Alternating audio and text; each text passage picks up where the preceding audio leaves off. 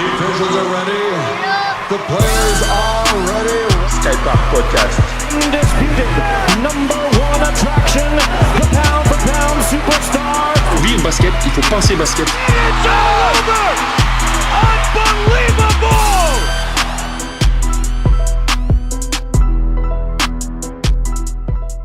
Voilà, on passe à la séquence du débrief avec Jamel Mana toujours avec nous et avec notre spécialiste Pat Villemur. Ça va Pat ? Ça va et toi ? Ça va nickel. Bon, t'as vu, on a un invité de luxe aujourd'hui, Jamel avec nous en studio. Ouais. Salut Jamel. Salut Pat, enchanté. Alors Ouais. les gars, on va faire un débrief un peu spécial. On a plusieurs sujets qu'on souhaitait aborder les uns et les autres. On va prendre un petit peu de temps pour en parler. Le premier sujet, c'est faire peut-être un petit point sur la situation des JSA National 2 dans la poule B, c'est ça ? C'est la poule B les JSA ? Poule B. Ok, parfait. Pat, qu'est-ce que tu peux nous dire sur cette poule B ? Comment ça se passe actuellement pour les GSA ? Alors, les JSA, comme vous le saviez maintenant, c'est un secret puisque ça a été divulgué sur la page officielle. Donc, Tyree Gator ne fait plus partie de l'effectif professionnel. Donc là, il a rompu son contrat. On ne reverra plus le couleur des JSA. Bon, c'est extrêmement dommage vu tout ce qu'il a apporté depuis le début de la saison. Attends. Il était blessé. Ouais. Je voudrais juste avoir la réaction de Jamel sur ce sujet. Qu'est-ce que tu en as pensé, toi, Jamel, du fait qu'il rend son contrat et de la façon dont le club a communiqué ? Déjà, moi, je suis déçu parce que j'ai pas eu l'occasion de le voir et j'avais eu que des éloges à ce sujet-là et on m'avait dit que c'était un joueur incroyable pour ce niveau-là. Donc déjà, je suis déçu de pas l'avoir vu. Après, les gestions dans les clubs, c'est toujours difficile. On connaît pas tout, on sait pas tout, c'est difficile. Donc moi, je vais pas prendre de parti ni pour ce joueur-là, ni pour le club. Je pense qu'il y a des choses qui sont on n'a pas tous les éléments. Donc moi, quand j'ai pas tous les éléments, je veux pas prendre de parti. C'est juste dommage pour les Girondins de pas pouvoir voir ce joueur évoluer sous les couleurs des JSA. Ok. Bon, moi, mon avis, c'est que peu importe ce qui s'est passé, en réalité, je trouve que la communication n'a pas été bien gérée. Et je trouve que c'est décevant. Parce que on a envie de supporter l'équipe, on a envie que les GSA fassent quelque chose, parce qu'on sent un souffle nouveau, etc. Mais derrière, quand il y a un joueur comme ça qui est blessé, qui est sur le côté et qu'on communique absolument pas sur son état de santé ou sur ce qui se passe et que tu vas voir les matchs et que le mec il y est pas, tu sais pas pourquoi pendant un mois. Enfin, je trouve que c'est pas correct. Je trouve que c'est difficile pour les supporters de rester mobilisés quand on communique si peu avec eux. Voilà. Et j'avais déjà parlé de ça avec Eric Sarrazin quand il y a eu la valse des coachs et que il y avait des changements tout le temps et qu'on n'était même pas au courant des choses. Quand Régis Racine avait été évincé et que ça avait même pas été noté sur la page officielle. Enfin, et je trouve que malheureusement, même s'il y a des bonnes choses qui se font, quand il y a des petits trucs comme ça, moi ça me rappelle cette époque-là et c'est dommage quoi. C'est dommage. Pat ? T'as une réaction ? Moi, je pense que le club, ils ont voulu communiquer quand ça a été, quand c'était tout simplement officiel. Après, je peux pas tout divulguer, puis Ouais. j'ai pas tous les éléments en tête non plus. Ce qui est, moi, sur le plan purement sportif, j'ai envie de dire, moi, il m'a fait rêver ce joueur, quoi. Il a été, pour avoir vu tous ces matchs, mais j'ai dit bien tous, j'ai dû en rater un, on va dire, peut-être pendant qu'il était là. Il portait vraiment l'équipe, c'était exceptionnel de voir un joueur de ce niveau-là en National 2. Après la blessure, sa blessure, c'est compliqué, c'est compliqué, c'est une blessure compliquée, on sait pas trop où ça en était ou ce qui allait en advenir. Après, moi, sur le plan sportif, c'est vraiment regrettable. Après, sur la communication, je peux absolument rien dire. Et au contraire, je pense que les personnes qui s'occupent de la communication, ils font un effort colossal justement pour que le club justement puisse se pérenniser, communiquer davantage, être un peu plus proche des supporters et tout. les personnes qui le font, que je connais très bien, forcément, font un travail vraiment remarquable et je le vois en plus je le vois et je le sais. Mais après, t'es d'accord Donc, avec moi, Pat, que si on le sait pas, c'est parce qu'il y a sûrement des bonnes raisons. J'imagine que personne ne fait ça parce que voilà, on a envie d'emmerder les supporters. Il y a sûrement des bonnes raisons. Mais quand on ne connaît pas les raisons, tu comprends que ça soit frustrant en fait pour nous de pas savoir, tu vois. Je trouve, hein, moi. Ah mais Tu vois, Terry, on l'a eu dans le podcast. Tu vois, on a même toi, hein, on a dit plusieurs fois que c'était un joueur extraordinaire, etc. Et puis du jour au lendemain, il disparaît de l'effectif et on n'en sait rien, on sait pas, tu vois. Ah mais je le nie pas, je nie pas que c'est frustrant pour les supporters qui lorsqu'ils viennent au match, je le vois même pas sur le banc ou quoi que ce soit. Oui, ça je peux le concevoir et je l'entends bien. Après pour la communication, ça a été communiqué bon mais peut-être selon les avis de beaucoup de personnes sur le tard. Après, les raisons pour lesquelles ça a été communiqué sur le tard, je pense que les personnes qui sont les plus habilitées à répondre à cette question, ben voilà, il faut leur demander. Moi, c'est pas mon rôle, on va dire. Ouais, Voilà, ouais, non, mais donc, je comprends, c'est, je comprends peut-être. voilà, c'est pas mon rôle. Moi, après, comme j'ai dit, je suis super déçu qu'il soit plus là parce que voilà. Après, je parle vraiment en tant que passionné de basket et ce qu'il a porté sur le terrain. Est-ce que Mais oui. je passe juste à un autre sujet, mais très proche. Est-ce que tu peux nous parler du petit jeune Ayayi, justement, qui du coup, du fait de cette situation, en bénéficie, et je crois qu'il a 16 ans, et C'est ça. il est déjà starter en N2. Tu peux nous parler de lui? Il a starté 3 matchs. J'en ai vu qu'un des 3, celui contre Garonne. Oui, Coltin dès son premier match et dès sa première présence dans un sac majeur, Florian Darigan, donc c'est pas simple. Il a pas démérité, il a bien remonté la balle, pas de perte de balle, rien, donc c'était propre. Après, il a participé aux 2 victoires contre Valence et contre Val d'Albret. Ouais. Où il était aussi dans le 5. Je crois qu'apparemment contre Val d'Albret, d'après ce que j'ai compris, il aurait joué 19 minutes. Donc c'est très bien. Du coup, il est passé devant Orlando dans la rotation. Et oui, mais en fait, après Orlando était blessé, il faut pas l'oublier. Ah, aussi. ok, d'accord, ok. Et voilà, Orlando était blessé, mais à première vue, il serait passé devant. Après, là, c'est pareil, c'est à Joachim de le dire. Après, je pense qu'il a une gestion des jeunes joueurs et qui est bonne et il y en a toujours une petite surprise à chaque match d'un joueur qui va jouer davantage. Après pour Gérald, voilà, il a pas joué ce week-end, bon voilà, pour raison personnelle. Mais voilà, mais ce week-end on a encore un jeune joueur qui a encore débuté dans le 5 majeur, on s'y attendait pas. Et pour le coup, il a été énorme. Voilà, donc c'est Antoine Léonard qui joue en junior. Et là, il nous a bluffé parce que il a joué plus de 23 minutes, je pense, ou quelque chose comme ça, parce que Sam Idriss a pris 5 fautes très rapides. Donc voilà, et après il a défendu comme un forcené. C'est un poste 1-2, Antoine Léonard. C'est 2-3, 2-3. Voilà, 2-3 et il a fait des excellentes choses. Il a fini avec 3 points, 3 rebonds, 4 passes, 2 contres. Il sort quand même 2 contres, dont un sur Arnaud Imhoff, qui est quand même pas n'importe qui. Voilà, un joueur qui a joué quand même à haut niveau. Il provoque un passage en force de Petrovic. Petrovic, je vous laisse juste imaginer le monstre physique que ça peut être. 2m03 et 15 ans de musculation. Voilà, donc voilà. Donc c'est non mais allez voir non mais je vous le présente pas, allez voir les photos sur internet, vous allez voir un peu le monstre. Petrovic, ouais, ça me dit rien, moi. Voilà, et c'est un joueur qui a joué en Pro A, Pro B, N1, voilà, donc c'est et voilà, il a eu peur de rien et voilà, donc encore un jeune encore qui se montre. T'es comment toi pour la fin de saison, Pat? T'es confiant? Honnêtement, confiant, oui, confiant.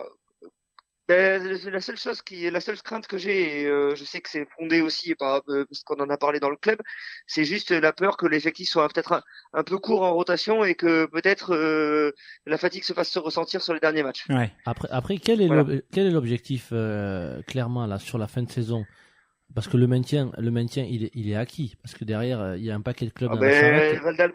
Val d'Albret, Orsario, Real et Valence sont complètement à la ramasse. Ça y est, c'est fini. Il y a quoi? Il y a 6-7 matchs d'écart. en victoire. Oui, non, mais avec vous. non, mais ça pour le maintien, c'est même pas un problème puisque si tu regardes bien, voilà, ça se jouera de toute façon entre les 4 équipes que j'ai citées. Mais ça, on le sait depuis peut-être la 5e journée. Après, il n'y a pas d'objectif clair à mon avis. L'objectif, c'est la reconstruction et de pérenniser le club. Voilà, pour qu'on puisse, que le club puisse repartir sur des bonnes bases par rapport à ce qui s'était passé un peu les années précédentes. C'est Et plus la l'objectif, montée, c'est ça. parce que c'était quand même la montée l'objectif en début de saison. Mais par contre, s'il peut y avoir montée, clairement, le club la saisira sa chance. D'accord. La preuve, Mais sinon, bon, compte tenu de voilà, la situation, effectivement, ça peut être délicat avec non, mais cet même effectif depuis, réduit. je pense que depuis le début de la saison, il avait été dit clairement que le premier objectif et l'objectif principal du club, c'était vraiment de restabiliser le club, de le pérenniser D'accord. et de le restructurer. La montée, c'était que du bonus. Aujourd'hui, c'est encore largement jouable. Inutile de dire que la prochaine rencontre face à Toulouse, c'est capital. Ça, c'est un gros match. Moi, j'irai. Et j'invite tout le monde à y aller parce que le match aller à Toulouse avait été chaud. Et je crois que les GSA s'était imposé de très très peu. C'est moins si qu'on je puisse dis dire pas que de ça avait été bêtises. chaud, hein. Mais moi, Ah oui, non, c'est très peu, oui, dans un match de niveau national 1, c'était juste exceptionnel. Ouais, beaucoup Bah, d'adresses. beaucoup d'adresses et surtout le premier carton. Moi, après, j'y étais sur place et je peux confirmer que c'était chaud, puisque pour moi-même, ça a été un peu chaud à un moment donné. Donc voilà, ça a été avec certains supporters de Toulouse. Ouais, j'ai le score. Les GSA, pardon, s'était imposé de 4 points. Jamais tu veux dire un moi truc je suis super étonné du résultat de Toulouse ce week-end. Je pensais pas qu'ils allaient gagner à Garonne et surtout avec un tel écart.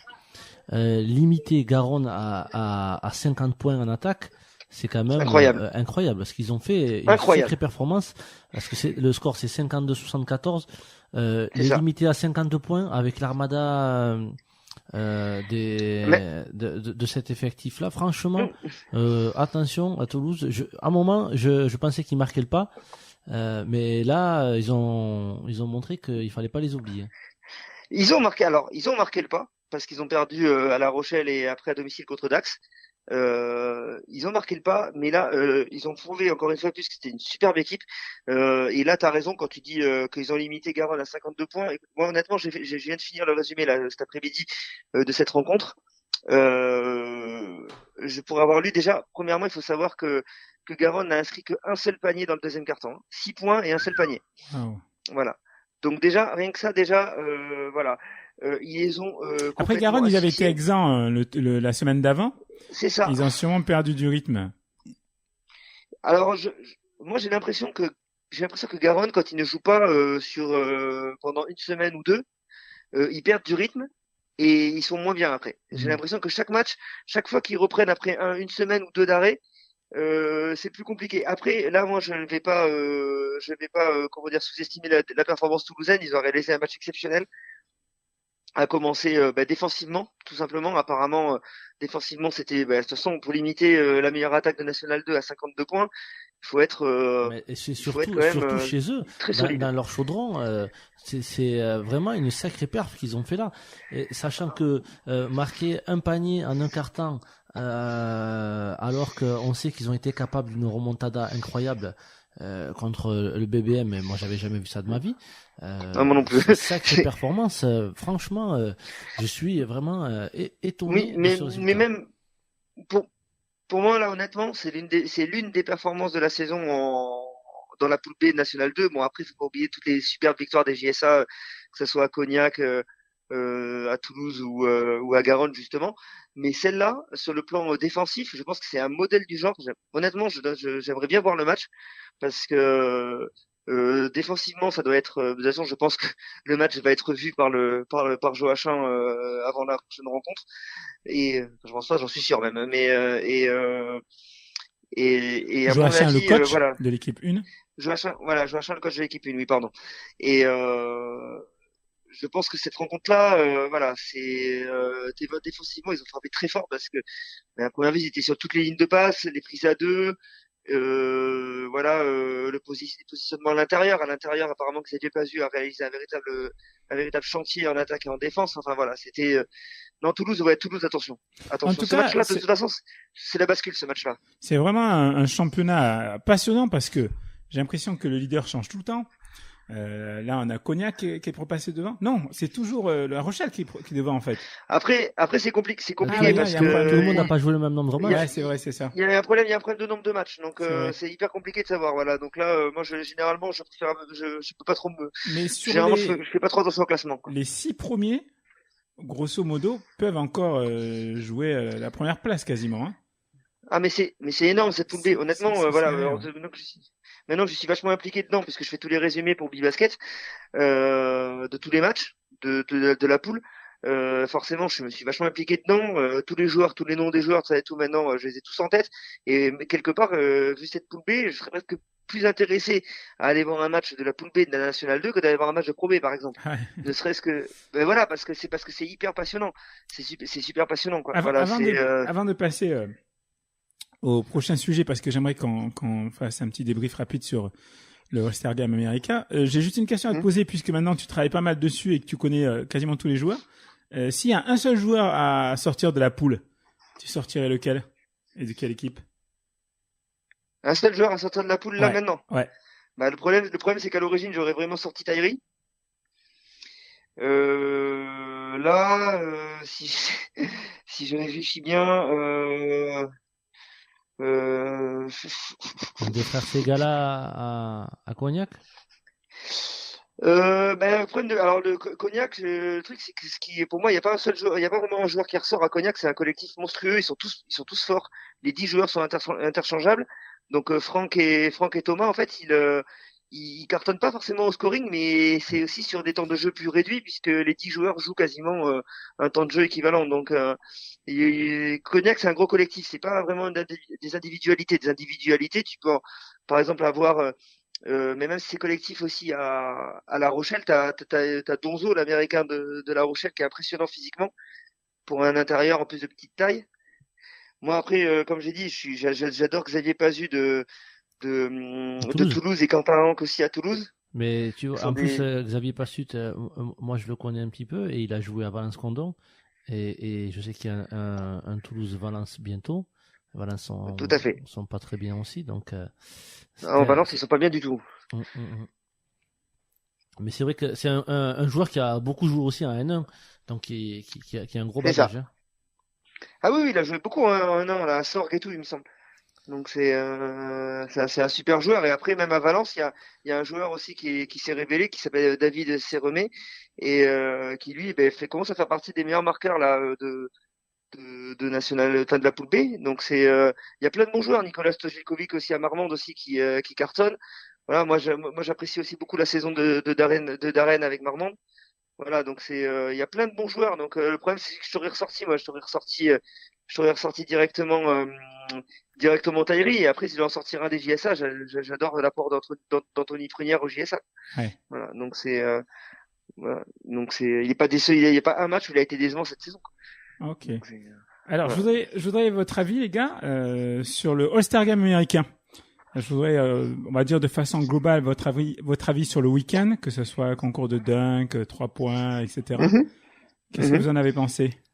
Jamel, tu commences? Alors, moi, succinctement. Alors déjà, le All-Star cette année, je voulais pas le regarder parce que l'année dernière, j'avais été hyper déçu du spectacle proposé et j'avais eu l'impression d'assister à une parodie de basket où il y avait pas de défense et c'était même pire qu'un entraînement où on a assisté à 360 dunks et c'était pour moi hyper inintéressant.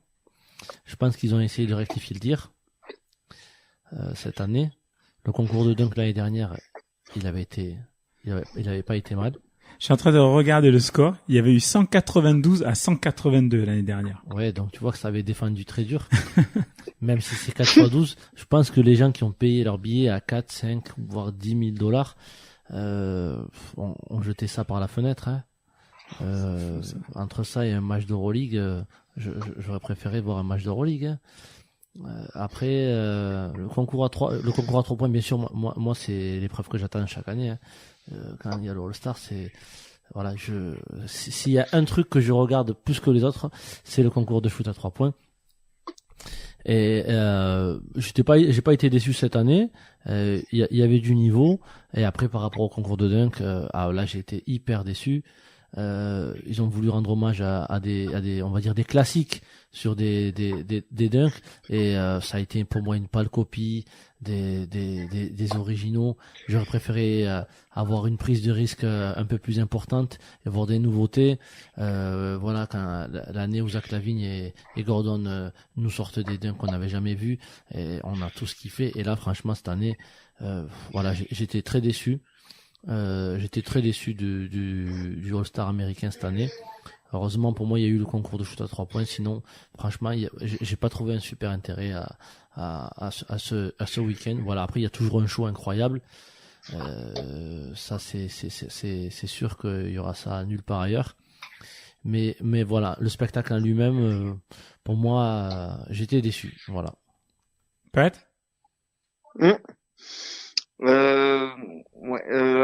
moi, si je reprends un peu, on va dire, depuis vendredi, déjà, rien que le Rising Star Challenge, moi, j'ai bien aimé j'ai bien aimé l'état d'esprit affiché par l'équipe de la World Team, en fait, qui voulait effectivement remporter ce match et qui a remporté quand même facilement en défendant, tout simplement, en se passant le ballon.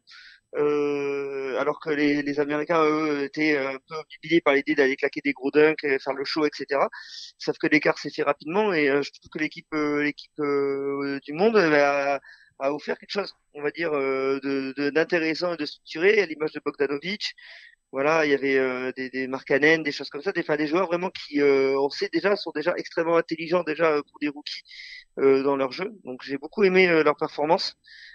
Juste Buddy Hield qui a été un peu pénible en fin de match à vouloir faire ses stats. Résultat, le titre de MVP de la rencontre lui a échappé. Et je pense que c'est bien fait pour lui pour le coup parce que ça s'est vu qu'il voulait absolument marquer le plus de points possible. Ça a un peu gâché finalement la performance d'ensemble de cette équipe qui voilà, même avec notre petit français aussi Nidikina qui a fait quelques chiffres aussi sur ce match-là. Donc j'ai bien aimé ce match, cette rencontre-là. Après, je sais pas si vous avez vu, mais il y a eu quelque chose qui m'a un peu agacé, c'est lors du Celebrity Game, c'est le fait qu'ils aient installé la ligne à 4 points. Ça me plaît pas du tout personnellement. Mais j'ai vu le Celebrity Game, je me souviens pas de ça.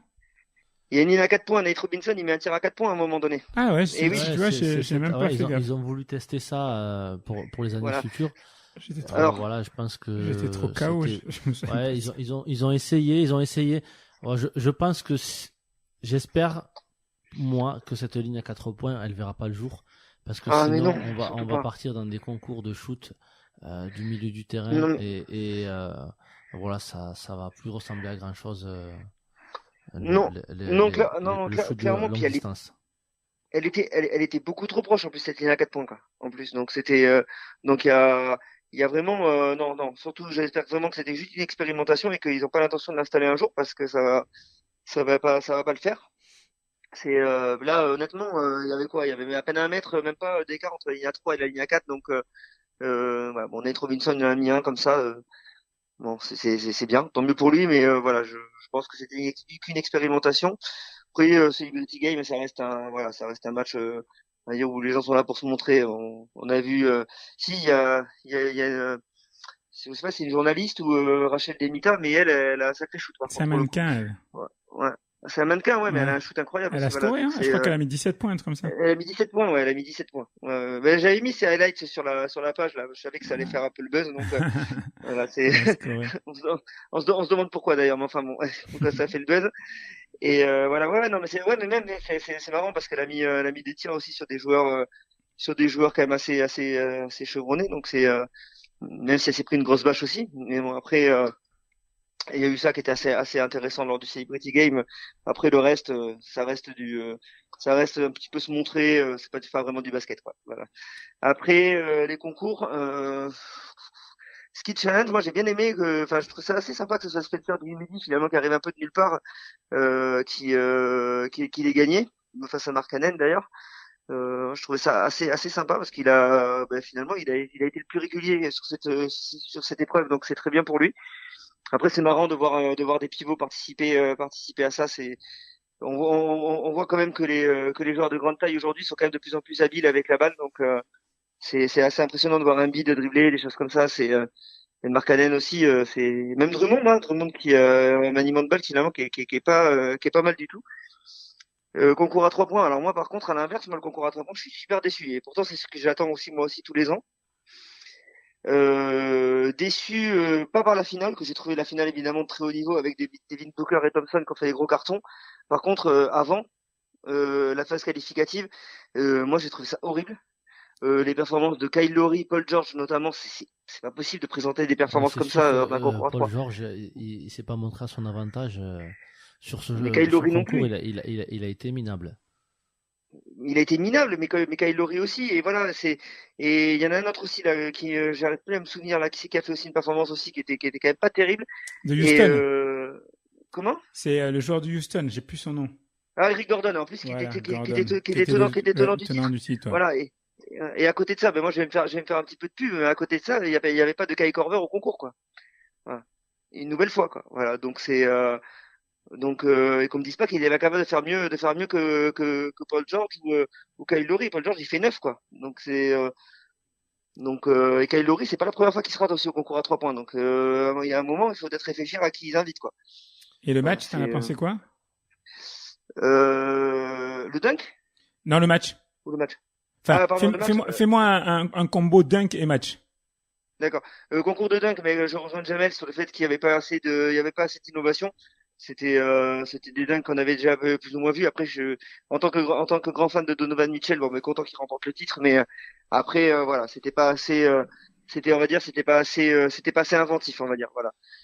Et le match en soi, pour une fois, on va dire, ça faisait un petit moment qu'il voulait remettre, enfin que le All-Star Game, on va dire, ça battait un peu de l'aile par rapport à des performances et des matchs où il y avait, comme on disait, aucune défense, où on laissait les joueurs claquer leur dunk sans se mettre devant. Enfin voilà, et il fallait effectivement redonner un petit peu de gloire au All-Star Game et ce nouveau concept là de nommer 2 capitaines, mais ça a motivé les joueurs et résultat, on a eu un match serré, on va dire, du début à la fin et avec un peu de suspense à la fin de la rencontre et puis des joueurs qui étaient contents d'avoir gagné de la team LeBron. Donc il semblerait que voilà que il y a un vent nouveau un petit peu sur le All-Star Game et c'est très bien comme ça. Après ça reste un show. Moi je suis pas forcément un grand fanatique de ce genre de show. Donc j'ai pas été déçu on va dire par rapport à l'année dernière où c'était quand même assez affligeant quand même. C'était comme on disait de la parodie de basket quoi. Bah, donc tu Donc trouves un peu mieux que l'année dernière, mais bon, t'es pas convaincu. C'était mieux, mais après on partait de ça partait de bas quoi. Ouais. L'année dernière, franchement, mais c'était mieux, oui, c'était mieux. Après, c'est vrai que je pense que sur des concours comme le concours, je pense qu'au concours de dunk, on attend aussi d'autres joueurs, on attend des joueurs qui sont tout simplement des très grandes stars de la ligue. Voilà, je pense que des mecs comme LeBron et tout le monde les attend, mais le problème c'est Mais pas tant que ça. Hein. Moi, honnêtement, pas tant que ça, hein, parce que je vois pas qu'est-ce que LeBron va pouvoir faire de mieux que ceux qui ont participé au concours ont fait. Hein. Moi non plus, mais après, on c'est sait un jamais. gros dunker de match, il y a pas de souci. Mais je vois pas. Ouais, c'est un joueur qui peut-être a pas un dunker de concours, énormément de effectivement. puissance, mais après, en concours, termes d'ingéniosité, en termes de créativité, je le vois pas. Plus maintenant, en tout cas. Ouais, Peut-être jeune, non. mais là, maintenant. À la rigueur, tu me dis un gros joueur, un Demar DeRozan qui pourrait y revenir. Peut-être qu'il pourrait nous proposer Pourquoi quelque pas. chose. Mais après, LeBron, non, je vois pas LeBron. Le problème, c'est que j'ai peur qu'un joueur comme Zach LaVine, on ne le voit plus jamais au concours de dunk, quoi. Donc c'est vrai que voilà, Après, le problème, c'est que ils ont tendance à être catalogués quand ils font les concours 10 000 fois, quoi. Voilà, et je pense que personne en NBA a envie d'être catalogué de dunker et puis c'est tout, quoi. Je pense que Non, mais je pense après, que c'est pas hyper gratifiant de faire et refaire le concours de dunk plusieurs fois. Mais après, je me trompe peut-être. Hein. Et après, pour Zach LaVine, c'est plus une question on va dire, de sécurité qu'autre chose. Hein. Maintenant qu'il s'était fait le genou, après, Voilà, parce que je pense qu'il aurait refait sinon. Mais voilà. Mais après, c'est vrai que quelque chose comme le concours qu'on avait vu entre Zach Lavine et Aaron Gordon, Ouais, bon, je j'ai crois peur qu'on que n'y assiste pas. c'est pas. J'ai peur qu'on n'y assiste pas avant un bon Ouais, moment. Hein. c'est clair. Je crois que c'est pas demain la veille qu'on va revoir ça. Mais, En tout cas, mais moi, je me demande même si un mec comme un mec comme Vince Carter, même à 40 piges, je me demande s'il serait pas capable de faire quelque chose de plus ingénieux que ce qu'on a vu quand même ce week-end. vous êtes dur. Vous êtes dur. Mais il Bon, donne en tout encore. cas, Mais non, moi, mais il donne encore. j'ai pas été emballé non plus, honnêtement, par le concours de dingue, parce que comme Jamel l'a dit, j'ai l'impression que c'était copie sur copie. Et puis, c'est cool les hommages, hein, mais derrière, il faut faire un truc qui pète, parce que c'est ce qu'on attend, nous. C'est pas que de changer de maillot. Donc, ouais, j'étais un peu déçu. Et pour le match, je trouve que l'idée d'essayer de redonner un sens nouveau, etc., est bonne. Mais bon, malheureusement, le match il se termine quasiment à 150-150. Donc bon, la défense c'est pas encore tout à fait ça. Et donc on était entre les deux, c'est-à-dire qu'on n'a pas eu des actions ultra spectaculaires comme on avait l'habitude d'en voir sur ces dernières années. Et on n'avait pas vraiment la défense. Ils sont à mi-chemin. Et c'est vrai que c'est toujours difficile à jouer les All-Stars parce que tu veux pas te péter, mais bon, c'est compliqué. Mais en tout cas, j'ai eu l'impression que les joueurs avaient envie de défendre plus. Et puis bon, ils ont essayé de faire au mieux, quoi. Donc mieux que l'année dernière, ça c'est sans aucun doute. Mais moi, je reste très mitigé sur ce que j'ai vu, quoi. Hein, franchement. Ouais, Et, mais vivement le retour de la saison régulière, quoi. ouais, effectivement, parce que là, généralement, derrière le All-Star, ça commence à s'accélérer. Ça va être la course au playoff, ça va être un petit peu plus sympa, je pense. Et je voulais juste, bon, je veux pas qu'on évoque le sujet trop longtemps parce qu'on n'a plus beaucoup de temps, mais on a eu tout à l'heure dans le podcast Senghor, Pat, je sais pas si tu es au courant, mais Senghor de Pessac, c'est un joueur de Pessac. Je sais pas si tu vois qui c'est. Oui, qui a joué à Blanquefort. Voilà, qui a joué à Blanquefort. Et Bien sûr, oui, je vois. Senghor a subi des insultes racistes et a même été agressé lors d'un match à Tercy.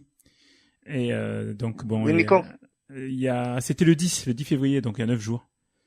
Et donc, mais là, il y a pas longtemps alors. Ah oui, c'est tout frais. Et donc il y a une plainte qui est en cours. Tu pourras écouter le podcast, tu verras. Senghor nous raconte un petit peu ce qui s'est passé.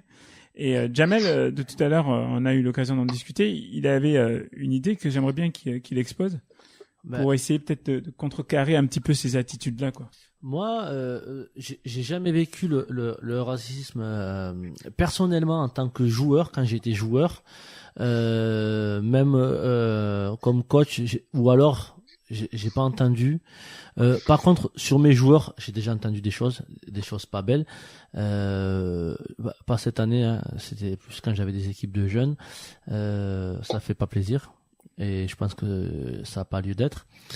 Moi, ce que je conseille à tous les gens qui ont peur que ça dégénère ou pour se mettre en sécurité eux-mêmes, leurs joueurs, c'est de filmer tout simplement son match, de filmer ses tribunes, parce que là, on peut savoir qui a dit quoi, qui a fait quoi, et il n'y a pas de zone d'ombre. Souvent, il y a des clubs, par exemple comme sur Coteau de l'Œil, où le club s'est senti sali, peut-être à cause de une ou deux personnes, filmées, et au moins on sait qui a fait quoi. Si il y a eu ça, au moins il y aura pas d'amalgame.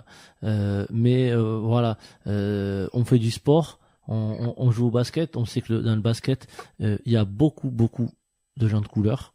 Si on veut pas de gens de couleur, faut pas faire du basket, hein, faut pas faire du sport, restez chez vous, ne vous mélangez pas, hein, et au moins vous serez pas déçus. Donc voilà, moi j'invite les coachs, hein, ou les clubs à filmer, hein, filmer quand ils vont jouer à l'extérieur ou même à la maison, et au moins on se protège et peut-être que ça dissuadera certains d'ouvrir leur bouche pour dire des conneries. Pat, t'as un avis là-dessus? Non, je crois que Jamel, il a tout dit. Mais c'était où ce match exactement? À Tercy, dans les Landes. J'arrive pas. Dans les Landes. D'accord. Ok. Ouais. C'est pas la première fois que ça arrive dans les Landes, il me semble.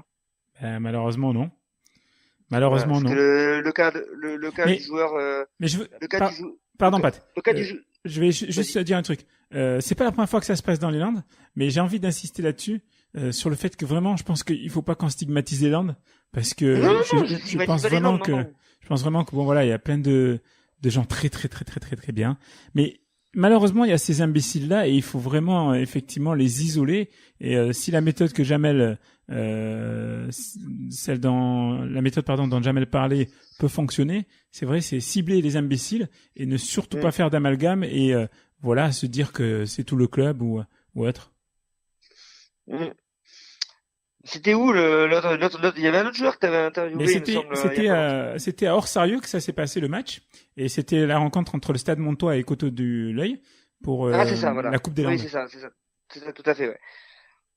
Et donc effectivement, ça fait deux affaires du même type rapprochées. C'est fatigant. Moi, ça me fatigue d'en parler, mais c'est vrai qu'il faut le dénoncer, quoi. Après, effectivement, t'as raison, il faut pas stigmatiser les Landes, ça arrive partout. Bon, manque de chance, en fait, on va dire, ça se passe 2 fois, on va dire, là-bas. J'ai rien contre eux, hein, il y a aucun souci là-dessus. Mais je pense après là-bas, il y a des gens qui sont, pour avoir vu quelques matchs là-bas, les gens sont extrêmement, comment dire, passionnés, sont presque trop dans leur match. Et je pense qu'ils arrivent vraiment à en faire à avoir des attitudes graves comme ça. C'est dommage parce que finalement ça joue beaucoup. Enfin, c'est une des tentatives d'intimidation plus quand même relativement, très très sérieuse. Mais là le problème qui va se passer, c'est que ça va être remonté, c'est que ça va être su dans le monde du basket, on va dire. Enfin, voilà, au moins en France. Et même on va dire même beaucoup parce que c'est quand même relayé quand même par des pages ou des sites quand même qui ont une forte audience. Et c'est pas une bonne image pour eux, quoi. Ah, non, c'est pas une bonne image pour eux. Après, je stigmatise pas, ça arrive rapport à l'histoire de dans le Nord, voilà. Bon, moi je trouve que c'est très très grave parce que derrière, au-delà des insultes, il y a eu une agression physique. Ça, c'est très grave. Il y a une agression physique alors qu'il rentrait au vestiaire et qu'on lui a sauté dessus, des spectateurs lui ont sauté dessus. Et ça, pour moi, c'est inadmissible. Il a pris un coup de poing dans le cou. Pardon. On va pas jouer au basket pour se faire agresser par le public. Donc pour moi, c'est une honte ce qui s'est passé là. En tout cas, il faut que voilà, les instances disciplinaires prennent des sanctions et il faut que les sanctions soient claires et que elles soient communiquées à tous parce que si des événements comme ça continuent à avoir lieu, alors moi je continuerai à le relayer parce que je trouve ça inadmissible et que j'ai vraiment envie de faire le maximum pour que ça s'arrête ou en tout cas que ça se réduise parce que je pense que les imbéciles on aura du mal à les éradiquer, mais je pense qu'il faut que des sanctions soient prises vraiment parce que viendra un moment où ces clubs-là seront boycottés, où les équipes ne voudront plus aller là-bas, tout simplement parce qu'ils n'ont pas envie de se faire insulter, ils n'ont pas envie de se faire agresser, et ça serait dommage, quoi. Ça serait dommage d'en arriver là. Donc voilà. Le problème, c'est que dans le cas de Sangor, on est quoi dans un match de région, c'est ça? Ouais, c'est un match de région, un match. Un match de région, pour que ça se sache, c'est compliqué quand même. Voilà, c'est un match de région. Enfin voilà, pour que ça soit vraiment relayé. Moi, je veux bien le relayer aussi. Il y a pas de problème sur ma page. Mais il faudrait que ça soit. D'ailleurs, je pense que je relayerai ton interview sans aucun problème. Mais parce qu'il faut absolument en parler. Mais je pense qu'il faut les relayer, pas pour stigmatiser les clubs. Franchement, j'insiste pas pour stigmatiser. Mais c'est ça, en fait, c'est ça que moi le truc, c'est que je veux pas qu'on stigmatise. Voilà, non le but plus, c'est pas ça. Les Landes, quoi. Le but c'est que l'imbécile qui va écouter peut-être le podcast par hasard ou les personnes qui sont tout à fait normales entre guillemets et qui vont entendre ces imbéciles parler, elles se diront voilà, non, faut pas laisser faire parce que c'est grave, parce que ça peut salir le club. Ce qui s'est passé avec Théo par exemple, je pense que malheureusement Coteau du L'Œil le subit fortement. Malheureusement, apparemment, ils sont stigmatisés comme club raciste, etc. Donc c'est malheureux. Mais quelque part, le côté bénéfique, c'est que l'imbécile qui aura envie de dire ça la prochaine fois, il y réfléchira 2 fois et il le dira peut-être pas. Donc c'est juste ça, c'est ça le but, et c'est pas de stigmatiser ou de traiter personne, de pointer du doigt sur personne parce que bon, c'est pas le but, quoi. Coteau, Voilà. Coteau du Loy, tu les as pas affrontés il y a pas longtemps, Jamel, avec Mérignac? Nous, on les a joués un match amical l'année dernière. Ils nous ont reçus. Ouais. On a été très très bien reçus. On a passé un week-end là-bas en prépa. Le coach est un mec adorable. Franchement, moi j'ai eu que des choses positives là-bas. Mais c'est bien ce qui me semblait, hein. C'est pour ça. Voilà, c'est- donc c'est pour ça que ça m'a étonné.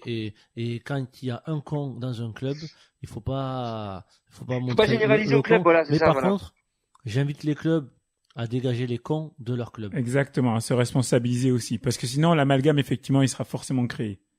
C'est vrai. Voilà, messieurs. Merci d'avoir participé au débrief. Merci beaucoup, Merci à Jamel. toi. Donc, Jamel, le All-Star Game bientôt. Le All-Star Game dimanche, j'aurai un petit œil aussi sur la télé pour voir aussi l'équipe de France. Ah oui, c'est vrai, tu voulais dire un mot sur l'équipe de France. Ouais. Dis-moi. Il y a l'équipe de France qui joue la Russie et la Belgique. Et j'espère que les Bleus vont briller malgré les absences. Voilà, j'espère que les Bleus vont nous faire plaisir en gagnant la Russie et la Belgique. Je crois que c'est le 23 et le 25.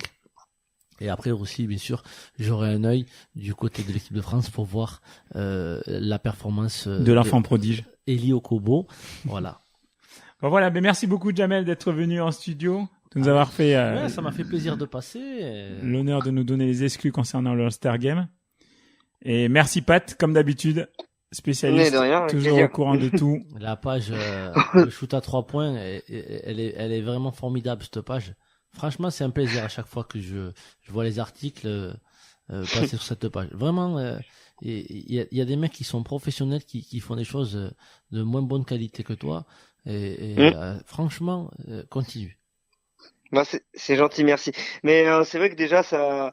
Non, mais après, c'est vrai que ça me fait super plaisir. Après, ça m'a. Là aujourd'hui, voilà, je me fais plaisir aussi en écrivant pour la N2 là sur Beat Basket. C'est voilà, je fais ça que ça me prend du temps, mais je fais tout ça par passion. Et voilà, après, j'ai absolument pas la prétention de dire que c'est du beau boulot ou quoi. Tant que j'ai des bons retours, et ben je continue. Après. Voilà, ça va faire plus de 8 ans que ça dure, donc c'est fait quelque part, ça fait partie de moi maintenant quoi cette page, voilà, donc donc aujourd'hui voilà, je suis super content que ça plaise et puis mais tant mieux, mais que tant qu'il y a des gens des personnes qui me feront des retours comme ça, bah, ça m'encourage encore plus à continuer. Parfait. Ouais. Merci, Pat. Merci, Jamel. Merci à vous deux. Rendez-vous à tous à dimanche. Pat, tu seras là dimanche? Ouais, je serai Parfait. là dimanche. Ouais. Peut-être Ouais, pour le shoot du milieu du terrain. Peut-être pour le shoot du milieu du terrain. Parce que je rappelle que Pat avait réussi à mettre le shoot du milieu du terrain. C'était il y a 2 ans, je crois. Pas l'année dernière, non, parce que l'année dernière, j'y étais pas. Ouais, c'était il y a 2 ans. Il y a 2 ans. éditions. Donc voilà. Et à Rendez-vous. domicile en plus. Cette année, je suis à domicile. En plus, c'est vrai. Ouais. Donc rendez-vous tous dimanche, 14h, gymnase Robert Brett pour le All-Star Game Girondin. Ciao à tous!